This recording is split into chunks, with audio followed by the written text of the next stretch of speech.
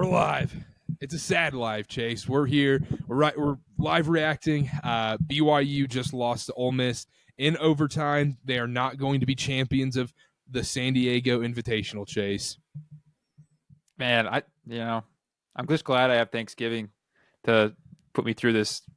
It's just the Rady's Children Invitational was the one you wanted to get, Karter. It was the one you wanted to get. Chase, when you're a kid, like when you're shooting hoops in your driveway, I mean, you don't think about the NBA Finals. You don't think about the Final Four. You don't think about, winning a rivalry game. You think about winning the San Diego Invitational. And, those dreams were shattered today, Chase. They were. Yeah. In almost the most incredible fashion. Grateful that didn't hit. But, tough loss for BYU. First real test. First time to show us what they had. First time to see what they looked like against legit competition. And a lot of good things, plenty of bad things. And we're going to get into it today. Yeah. Live. Yeah, let's get into it. Also, before, just to let people know, we have not seen anything from the press conference yet. We're recording literally right after the buzzer. So if there's any press conference quotes that come out, maybe that'll happen later in the show. But let's talk about the game as a whole, Chase. Let's talk about it when it got to the end of the game. It's 77-all. BYU has the ball. Richie, great defense when Ole Miss ties it up. 25 seconds left. Kevin Young calls a timeout, draws up a play. Clearly it was, let's get the ball to Foose in the post and let him cook. That was clearly the play call coming out of the timeout. It did not work out. Just overall reaction, top to bottom. When you think about this game, what was the first thing you really think of? Well, it's that last possession, Karter, and we'll stick with that. Obviously, that was their best chance to win it. It looks like it, at least, right? Based on how overtime went. I don't hate the play call. I don't hate the strategy. Foose was cooking. He owned those dudes in the paint, especially there in the last 7 minutes of the game. But it's sometimes, and my point is, everyone in the gym and everyone on their couch watching that game knew that that's where the ball was going. But again, it was your best option. I would have liked to see maybe Kevin Young realize, hey, I have a timeout here. Yegor falls down. It's a complete mess, and you still have a good 6 seconds left, and Foose ends up having to dribble into a double team and chuck it up. It's nothing wrong as a head coach saying, like, look, this is the last possession. Let's burn a timeout here. Let's actually set something up better than what is happening in front of my face right now. And he had 10 seconds to make that decision. It didn't happen. I can't fault him too much. It's in the moment. It's, you're usually just thinking about what you just drew up on that clipboard and if it's going to work out on the court. But that's the biggest thing to me. I think if you take that time out there and just figure out a better play than what broke down, like the second Dallin started dribbling left, Yegor, I don't know what he did. I don't know if it was a flop, if it was a trip, whatever it was. I would have right there been like, this isn't working. Let's go ahead and reset this and try it again. It was kind of indicative of the whole night. You have these opportunities, and I think BYU at the end of the day is a better team. I don't know if that's controversial to say, but they shot themselves in the foot a lot tonight. They made a lot of mistakes, and they didn't get it done, obviously. Shout out Ole Miss. I don't want to make it sound like they weren't anything good. They're a good team, but I think BYU had that game and lost it, and that it came down to that last play. And this is a game that was going to look great on their resume. Luckily, they play in the best conference in college basketball right now, so they'll have plenty of chances to build up on their resume. But this was an awesome chance to do so, and you had it right in your hands there. Going back to the end of the play, that last play of the game in regulation. Look, we're not coaches, and I don't want to dissect too much into it because Foose was cooking in the post the majority of the night against undersized bigs, and I think in theory it is the right play. But the other problem is throughout the night, Foose was having troubles with the double team, and they were always going to send that double if he got the ball in the post on that last possession, and we saw that happen. And it's just unfortunate the way it happened, like you said, and it's hard to honestly just crap on it too much because we're not coaches and whatnot. But there were plays before that also lost them the game too.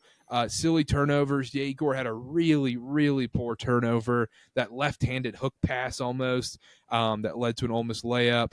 And just poor execution. And I think overall what I take from tonight's game was inexperience showed a little bit across the board.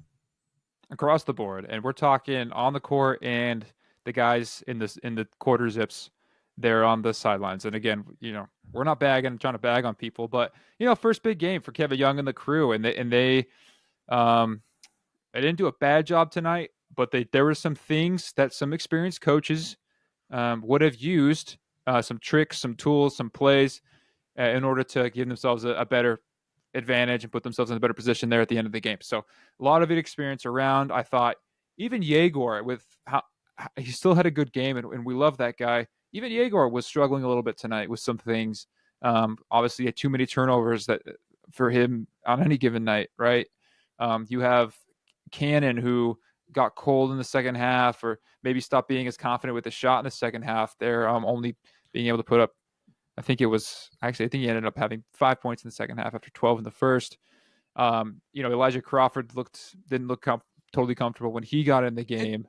But his was almost a little unfair because, I mean, if you've ever played basketball, you don't play for a full half and you come in when the game, everyone's already warmed up and ready to go 8 minutes into the second half and you're coming in. That's a tough spot to come off the bench cold, really. I mean, he played like 30 seconds on the last play in the first half, but that's a tough spot for him to be in. For sure. And your first real taste of college basketball is, go take the ball up against a Chris Beard coach team here in San Diego in this event center. Right. So again, not a bad showing for the boys. And I don't want to get critical of these 18-year-old kids. I think they still played a good game. And we saw a lot of great flashes of BYU's talent. Yegor he had those moments where you're like, this kid's awesome. He's going to be great. And then other moments when everyone on the team, it was very physical, a lot of silly fouls, a lot of undisciplined fouls. You miss crucial free throws, things that by February and March, you're hoping get fixed, and that the good teams in college basketball figure out. The best teams in college basketball, good at those things. They don't commit silly fouls. They make their free throws. They don't turn the ball over. And BYU didn't do those things today. And I think it's just a product of, new season, new coach, new everyone. And this was your first real test. And you got a taste of that. Yeah, and the other thing is we talk about this and everything. Foose makes a game-winning baby hook. We're talking about this in a totally different light, where we're like, hey, Kevin Young passed the test and everything's all roses and whatnot for this BYU team going forward. And it is there are a lot of positives to take away from this game. And I think I pinpoint more to the first half. The first half was honestly everybody outside of Yegor played super well in that first half. The fact that BYU was leading at halftime with Yegor's worst first half of his young career was very, very, very encouraging as a BYU fan. But when you talk about the second half, he stepped up a little bit more, and then guys ended up just couldn't keep it going as much. Guys like Richie, Richie wasn't going to be able to put up 2 15, 20-point halves back-to-back, obviously, but just got a little cold in the second half, Chase. Yeah. It was weird. First half, it was a lot of Cannon, a lot of Richie. The second half totally changed. I can't quite put my finger upon why, Karter. Can you? Do you see what changed in that second half to make BYU's entire offense look completely different? Yeah, and I don't know what it is. And I'll ask you this, how much do you like the fit of Foose and Yegor on the court together? It's a good question. I actually liked it tonight. If Foose can get deep in the paint, that's 2 points 90% of the time. He very skilled down there. He has his baby hook. Guys bite on it. He gets a beautiful up and under. Yegor knows how to find him. He has a feel for where he's going to be. And then Yegor, the underrated part about Yegor's game, he also knows where to be when he doesn't have the ball. And putting himself in Foose's vision. Again, we mentioned a little bit before, when Foose was doubled towards late, he was able to find Yegor, who hit a three to take that late lead for BYU. So I liked the way it was going. And one of the thoughts I had tonight was, I'm just so grateful, shout out Thanksgiving, for Foose. He's been here for years, and he's just a stalwart guy to have on your team on the court. You trust him with a lot of things, maybe not with everything, but he's going to get you buckets. He played good defense tonight. He works hard, And he makes his free throws, Karter. He's the best free throw shooter on the team. We can say that with confidence now after what we've seen. So I thought tonight was actually really good for Foose, and I think really showed, I think this guy deserves as many minutes as you want to give him, because I think he still is that guy. He's that guy we've watched for the past 4 years, and he's doing his thing. Yeah, and tonight, so I think it's all based situationally, right? I think tonight it was the right move to continuously go down to Foose in the post. He was cooking down low. He was getting work done underneath.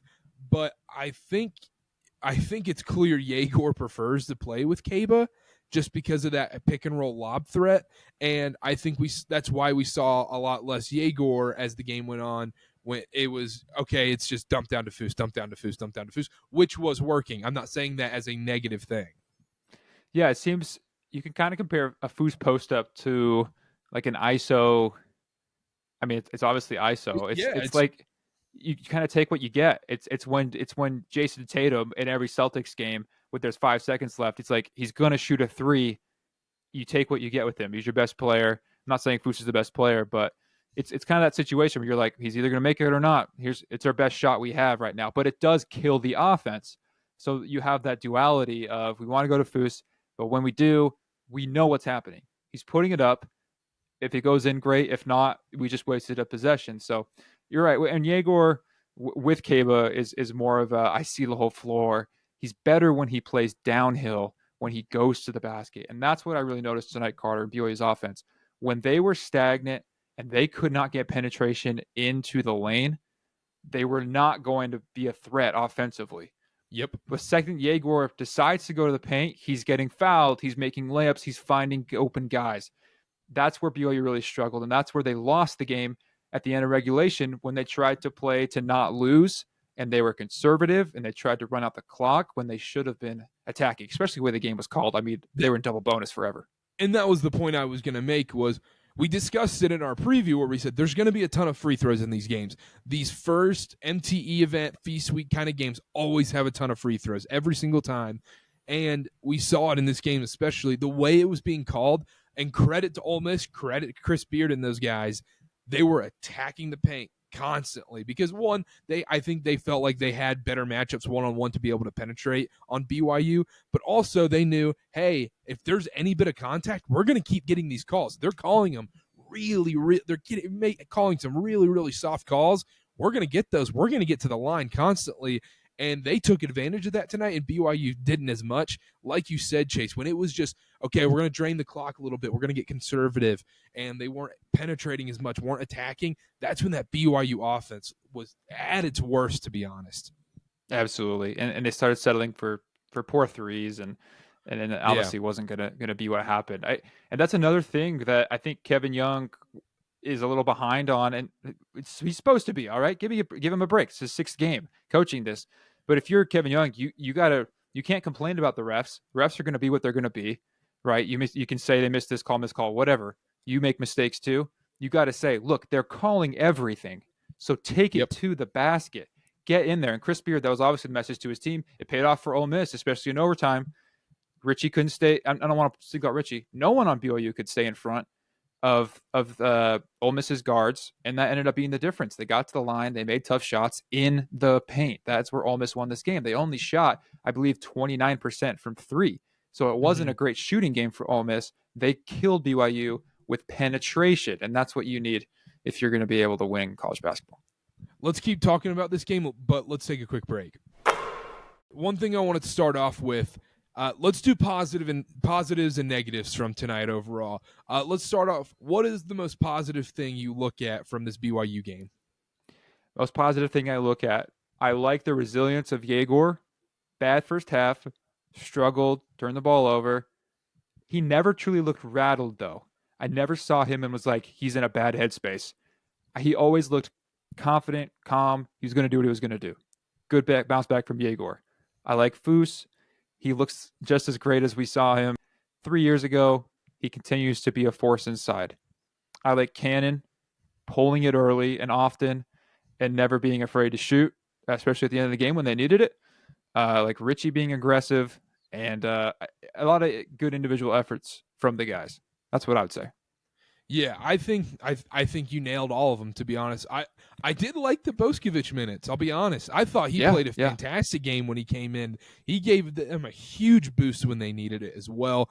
But yeah, what are some of the negatives from tonight, in your opinion? Negative, besides the things we've already talked about, if you didn't hear it, just listen to them. Defense was bad. I don't quite understand. Again, I'm not coach. I don't understand the fixation Kevin Young has with going zone and man and switching out of it so often. When they went man, they had a problem staying in front of guys. Certain of BYU's wings were not fit to play these guys one-on-one and keep them from penetrating. When they went zone, I think guys got lost in their assignments, and it didn't help the penetration down low. Going zone made no difference as far as getting the ball into the paint for Ole Miss. They did it anyway. BYU needs to do a better job of staying in front of dudes, not letting them get in the lane so much. They hedge so hard on perimeter screens, and look, I'm all for that. I think that's a great philosophy. But the backside, I think they even said in the broadcast, the backside defense needs to account. If you're going to hedge hard, you need to account for the roller on the screen. And you have to be in a position to keep him from getting the ball, because that's the first read for the point guard anyway. If you're going to be that aggressive in the perimeter, make sure you're back to help out your guy and keep them from doing it. So I thought the defense was bad tonight, and Ole Miss, by overtime, had figured it out. They were getting in the paint at will, and that ended up being the difference. And you mentioned the fixation with the switching from zone man, and going back and forth.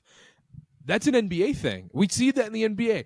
Nobody does that more than Eric Spoelstra with the Miami Heat, because all of a sudden, next possession, they're playing a 1-3-1 zone just to shake things up with the defense. And then 2 possessions later, they're back to man. They switch things up all the time. But I think that works much better in the NBA because, one, NBA defenses are so unaccustomed to seeing zone. And also, those guys are so freaking talented. They understand their defensive assignments like that. They're all NBA level players. In college, that might not work as well, trying to flip back and forth, especially with a team that has just not been together very long. And it's not saying these guys are, not great players. It's saying more so these guys haven't been together long enough, and they haven't played basketball long enough to be able to make that mental adjustment on the fly, especially in their first real test in a college basketball game. They tested it out against Mississippi Valley State. We talked about it on the podcast, but that's Mississippi Valley State. Let's be honest here. Yeah, and the problem is for BYU is now teams get to watch this film. If you're Kansas, if you're Baylor, if you're any of these Big 12 teams, you are just saying, we can beat these guys off the dribble all day. And at that point, it's barbecue chicken when you're in the lane. It's especially when they be playing some of these talented, All-American guys in February. That's the big negative for me tonight. And I'm curious, I think they're going to make big-time adjustments, and they're going to improve defensively as the season goes on. And I'm curious to see what adjustments they make even tomorrow against NC State. Yeah, I mean, you got to turn around quick in these tournament games. It's very much a AAU style, right? And, do you want to move into NC State preview right now, or do you want to wait for that? Because I have a game I want to play with you. Do you have anything else from the Ole Miss game? Yeah, I want to do something with you real quick, Karter. So let's do it. We'll call this story of the stats. Shout out to my old column I used to write. I don't know if I call it a column, but I'm going to read up. I'm going to ask you to guess a statistic, and it's going to tell a little bit of a story about the game. So I want you to guess Keba Keita points tonight. 2? 0, Karter. 0 points from Keba Keita tonight. 7 boards, 3 assists. Obviously a lot in foul trouble, but I think the story there is people understand. I wasn't allowed to look at the box score after the game. Yeah. Sorry, Karter was. I told him specifically not to look. That just tells me that's not the offense maybe BYU was expecting to run, because in every other game we've seen Keba be a presence. I think he even led scoring earlier this season. This one's really telling. Dallin Hall points. Do you want to guess that? 2? It was 2, Karter. Very good. Do you want to guess his rebounds? I don't know his rebounds. I know because he only played, about 20 minutes in this game? Yeah. So what? I'm assuming 0 rebounds? 1 rebound, 4 assists. I like that assist number. That's a good assist number. This is a real big story statistically, and obviously Dallin's coming off an injury. You just can't have 2 points from Dallin in a game and expect to be at your best. He's still one of BYU's best players, and obviously it's him getting back into the flow, him getting back into rhythm, but not what you need from BYU. You have to have Dallin play in these big moments and play well and take it to the basket like we've been talking about if you're going to be BYU and play at your best. So Dallin, obviously not a great night for him. 2 points, 1 rebound, 4 assists. And like I said, I like that assist number. That can't happen. If BYU wants to be at their best, and Dallin would be the first one to say that. And it's not always going to – and it's not – look, a guy can be very effective in a game and not blow up the stat sheet and put up 20 points, 10 assists, whatever. That's irrelevant right there. But 2 points, 1 rebound, 4 assists from one of your 3 or 4 best players, a guy that he's supposed to be your veteran leader, I feel like that is an issue. I don't think that's going to continue going forward. I think this is a one-time instance where if this is a thing going forward, that is a concern for this BYU team. But I don't think it will be. But I think that's very indicative of what happened tonight. When you look at the box score, you go, that's not great. That might have told the story a little bit in this Ole Miss game, maybe not getting enough from, veteran guys like that. Yeah. And if you're a casual viewer, which we're not, but you're like, what happened to Dallin all? And if you're like us and you watch the games and you keep up with the news, he's coming off an injury. This is him coming back. But I think this just shows BYU's not at full power yet. If Dallin's just doing this production, because we know he's better than that, and we know he's going to be playing more minutes in the future.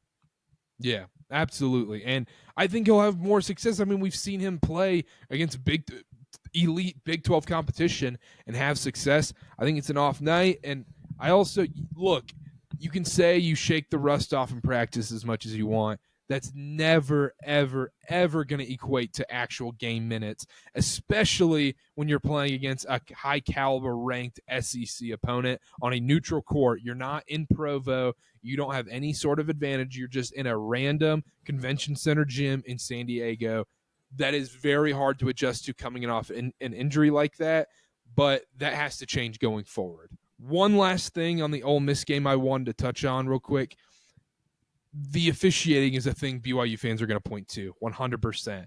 And I want to tell BYU fans right now 2 things. One, the officiating was horrible. It was. Matter of fact, it was. I know I'm sitting here. I might be a hypocrite because I'm not a Dan Hurley fan, and I kind of sound like Dan Hurley right now, and I think a lot of BYU fans sound like Dan Hurley. But, those missed calls didn't matter. The missed travel calls, the, soft foul calls, the way they were calling it all game. The travel ones were the more egregious ones and whatnot. But on the flip side of that, that's not the sole reason why this team lost. You got to get through those calls. That's going to happen. It's college basketball officiating. You've got to get used to that. And we had mentioned it earlier in this show. That's how Chris Beard was able to take advantage in this game, was use the referees to Ole Miss's advantage. And he did that throughout the game, and BYU frankly did not in this spot, Chase. Yeah, I couldn't agree more, Karter. We don't want to sound like we're bagging on the refs or blaming them for anything, although this game was stolen from us. Shout out Mark Carlin. Just kidding. But when you have the TV broadcast, those announcers clearly saying that was a missed call multiple times in the crucialest of moments, then that, look, it was a poorly officiated game. Look, some games are poorly officiated. But your point, Karter, remains the same. And good coaches, good teams know how to do this. It's manipulate the refs and use them to your advantage. And like we've been talking about all night, this is what the NBA does, right? It's all about adaptability. Yeah, this is what James Harden, Joel Embiid, Trae Young for a little bit there, Chris Paul, these guys were amazing at it. I don't like these players you're naming. I don't like watching these players. I don't want to see that on my TV. Right, and maybe those are extreme examples of what they do and the flopping and all that. But the good coaches don't fight the refs. They use them to their advantage, and maybe they give them an earful or whatever. But and also use the them. problem is if guys like Ole Miss, if guys are flopping on that team, buddy, you start flopping. You start getting the calls because they were calling it pretty consistently soft on both ends. For as it was, like BYU got some generous calls as well in this game. Just keep using that to your advantage. And that's what we touched on in the preview, Chase. The free throws were a problem in this game. This is the first time I'm able to actually look at the box score finally. Yeah, I mean, they still shot 80%. They shot 81% on both sides, so no disadvantage there. But Ole Miss, they shot 10 more free throws. The game, that's the game right there in your hands.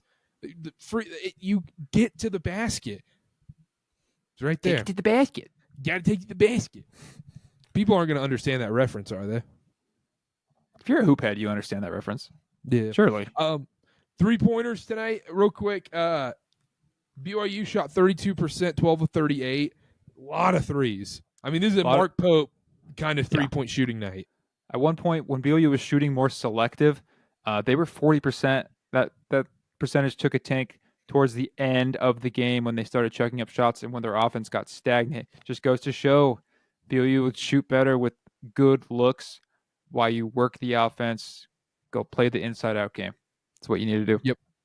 And, man, I'm looking at the box score right now real quick, and Yegor Demon, 5 turnovers. That's something that cannot continue, and I don't think it will. And also, Richie's shooting numbers after his hot start, holy smokes, man. I mean, he finished 4 of 13 from the field.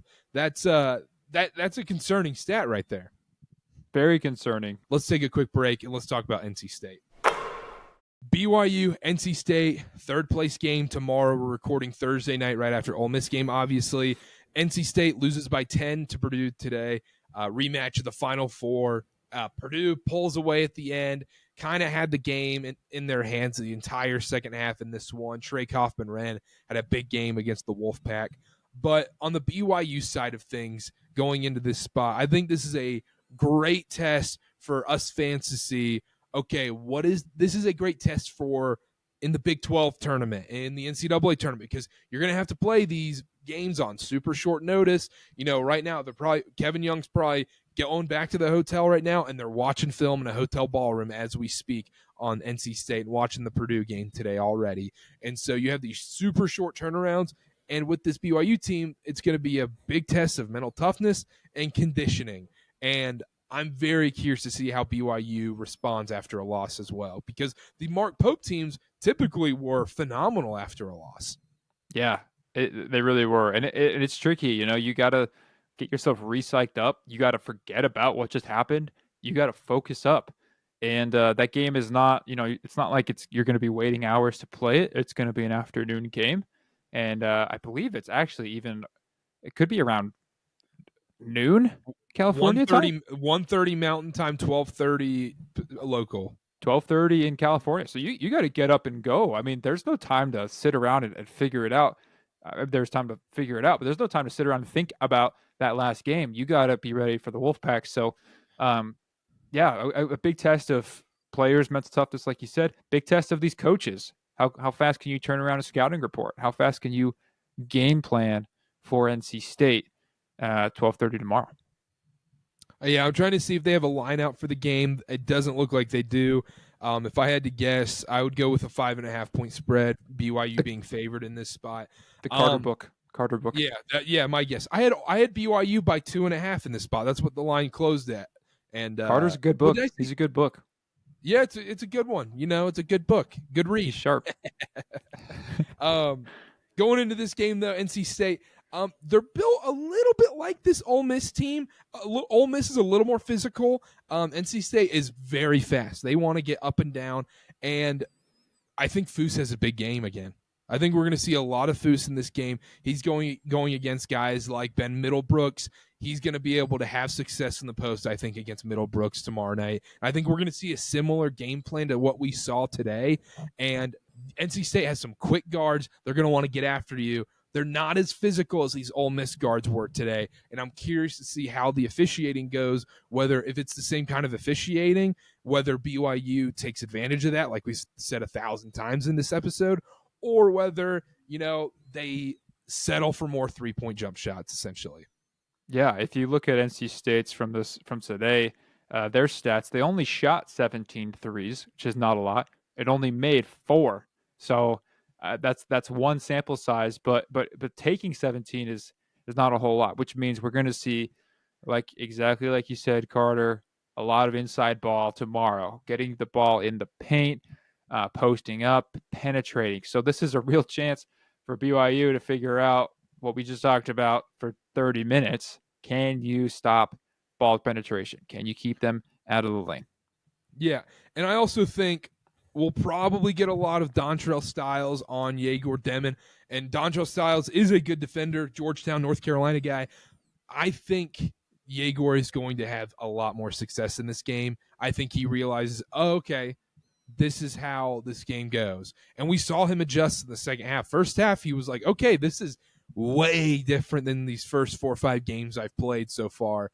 And I think they come back. I think they have a great game plan tomorrow. I understand a lot of NC State fans are going to come after me. Kevin Keatts is a winner. I understand Kevin Keatts is a winner. I understand he went to a Final Four.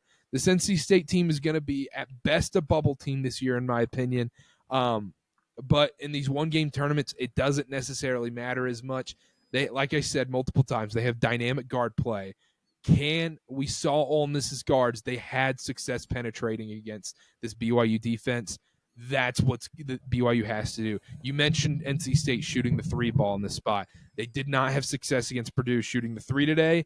That needs to continue tomorrow. They cannot let these NC State guards get to the basket against BYU tomorrow. That's the number one key, because they want to drive. They want to get these layups. They are so athletic, this NC State team is. Michael O'Connell, we'll give him the flowers, but Michael O'Connell versus Dallin Hall is going to be fantastic basketball. Absolutely. They will. It will. Yeah. For BYU, you're sneaking in the position now to lose out on resume builders here in your non-conference schedule. These are the only good games you get to play besides traveling to Providence. You need to win one of these, because come March, they're going to be looking at that. What's that?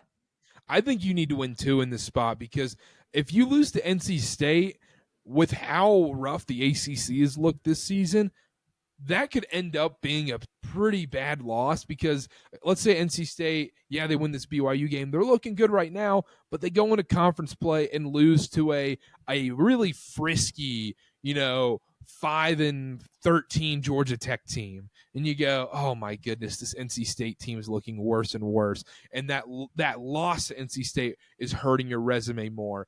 But getting these small little resume builders, the main one is winning on the road at Providence, your first true road test of the season. But you got to win this one too. You don't want to go away. I mean, how many deep tournament run teams and how many elite level teams lose out in their Feast Week tournaments? Not a lot. Exactly. Not and a also, lot. We forgot to mention this rematch of last year. Kevin Keatts is not going to forget what happened against this BYU team last year. A lot of new faces and whatnot, but he remembers what happened last year. It was a feisty game. It was a great game. Really fun. Like, all the characters were out. But to go back to the point, Karter, you need these resume builders in non-conference. This is what some people point to come March, when you're fighting for a position in the NCAA tournament. If you don't have any of these wins, BYU has the benefit of playing like a million quad 1 games in conference play, but in your non-con, you got to at least grab a couple, because beating UC Riverside is not going to impress anyone in the committee come March. And one last thing on this NC State game real quick. I think BYU's bigs are going to have success in this spot going against guys like Hatfield and Middlebrooks. I think that Cable lob threat's going to be there. I think Yegor's going to have a lot of success with the pick and roll tomorrow. And I've already mentioned this before, but I think Foose in the post is going to have success as well against guys like Ben Middlebrooks. And I like BYU to win tomorrow. I think BYU wins by double digits. I'm going BYU 85, NC State 71 tomorrow. Okay, I like it. I think that's a lot of points, especially we talked about 3-point shooting from both teams. But I like that score. I also think BYU takes care of business. We don't want to sound too homerish on this podcast, but we are church ball after all. I'm going to say BYU wins 76-62. I think they do take care of business tomorrow. I think NC State's got to fight for buckets. They're going to be cold from the line, and BYU gets it done. They need this win. They really do need this win, and I'm excited for this game tomorrow. I love having these back-to-back games. We don't have to wait 5 days for it. And then right after this, after Friday's game, we turn around. They got to play at Providence next week. That's going to be an awesome game to watch as well. So can't wait for that as well. We'll be back. We'll do a live reaction after the NC State game tomorrow. Chase, anything else before we go? Just happy Thanksgiving, y'all. Again, we're very thankful for you for listening. Make sure to like, follow, comment, subscribe, everything at Church Ball Pod. Follow Karter and I on all social medias, especially Twitter. We're always posting on Twitter and interact, DM, comment. We love, some of my favorite moments are with the listeners. So please, please, please, like, share your thoughts, ask the questions. We love it. Make sure to subscribe, like Chase said.